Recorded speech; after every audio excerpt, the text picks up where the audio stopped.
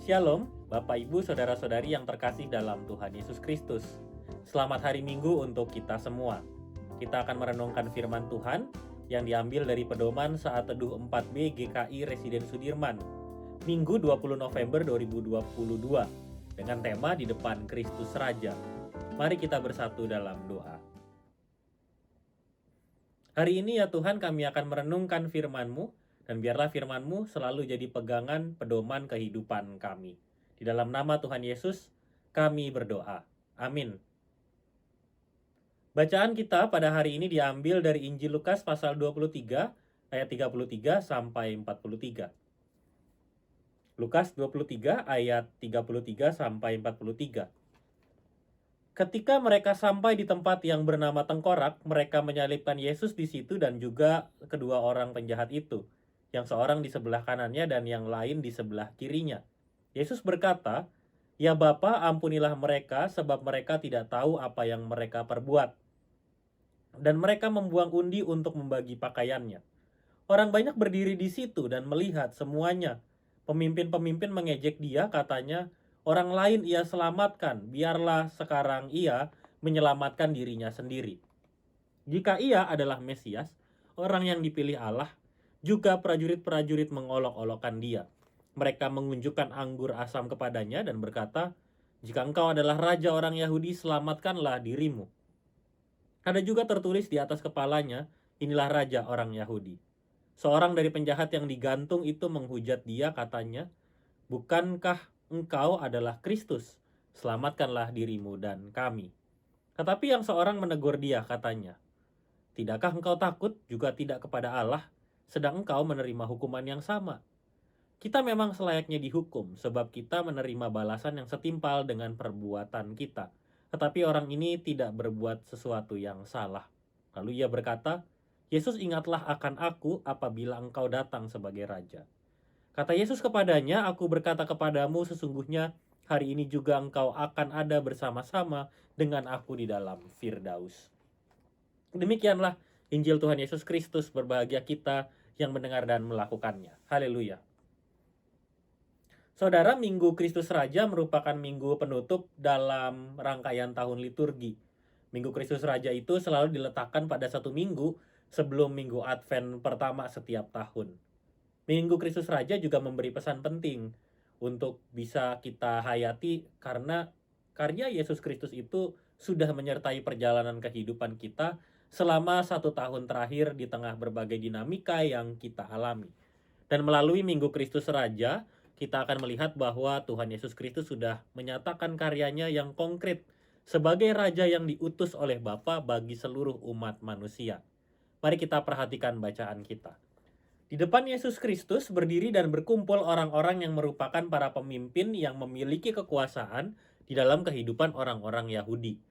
Mereka pemimpin, para prajurit, dan orang-orang yang juga sebetulnya tidak menyukai pelayanan yang sudah dilakukan oleh Yesus Kristus. Bagi mereka, raja bukanlah sosok yang diperlihatkan oleh Yesus. Sebab raja tidak boleh menunjukkan kelemahan, apalagi diperlakukan secara hina oleh para prajurit Romawi. Seorang raja harus menggunakan kemampuannya buat berkuasa, membalas ketika ada dalam tekanan, dan duduk diam di dalam tahta kerajaan. Bagi orang-orang yang tidak menyukai Yesus, Yesus itu bukanlah seorang raja. Sebab Yesus itu justru tidak menunjukkan kemampuannya buat berkuasa, tidak membalas ketika ditekan, serta juga tidak duduk di tahta kerajaan. Ditambah lagi pada waktu itu Yesus menerima hukuman penyaliban tanpa didapati kesalahan pada dirinya. Di samping Yesus Kristus yang disalibkan, ada dua orang penjahat di sana. Yesus yang disalibkan bersama dengan dua orang penjahat lainnya menunjukkan bahwa Yesus sangat direndahkan melalui hukuman yang ia terima. Akan tetapi di tengah situasi yang seperti demikian, justru Yesus menampilkan dirinya sebagai seorang raja. Yesus adalah raja untuk semua orang, termasuk untuk yang berdosa. Ketika banyak orang mengadili mereka yang dianggap berdosa, Yesus justru menjawab pengakuan dosa yang diucapkan oleh penjahat itu dengan menyatakan bahwa keselamatan abadi telah tersedia baginya karena ia akan bersama-sama dengan Kristus di Firdaus. Melalui bacaan ini, kita memperhatikan bahwa Yesus selalu menghadirkan karya penyelamatannya untuk umat manusia. Sayangnya tidak semua umat manusia dapat merespons karya keselamatan itu dengan baik. Bahkan para pemimpin dan prajurit yang ada di depan Yesus itu justru tidak menghargai karya penyelamatan itu dengan cara membuang undi, mengejek, dan mengolok-oloknya. Padahal selama di tengah masyarakat, mereka memberi label pada diri mereka sebagai orang yang benar.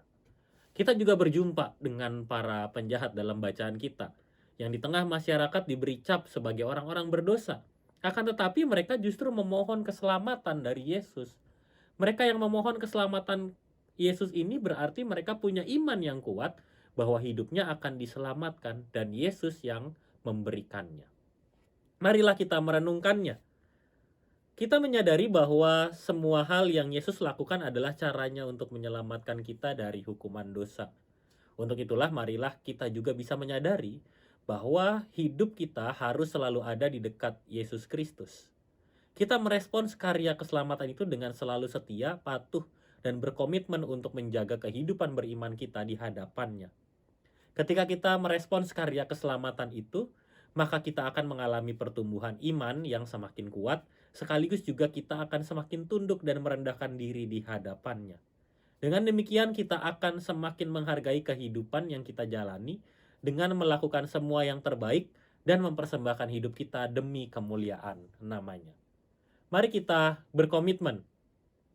Mulai hari ini saya akan menanamkan sikap patuh dan tunduk kepada Tuhan dalam setiap perkataan dan tindakan saya. Mari kita berdoa. Tuhan Yesus Kristus, kiranya segala hal yang sudah Engkau lakukan dalam hidup kami bisa menjadi cara kami juga untuk merespons keselamatan yang sudah Engkau berikan. Hari ini ya Tuhan, kami mau belajar untuk patuh tunduk kepadamu untuk semua hal yang bisa kami lakukan di dalam hidup kami.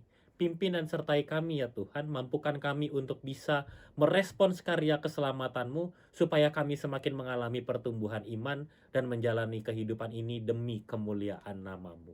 Pimpin dan sertai kami ya Tuhan, dalam namamu kami berdoa. Amin.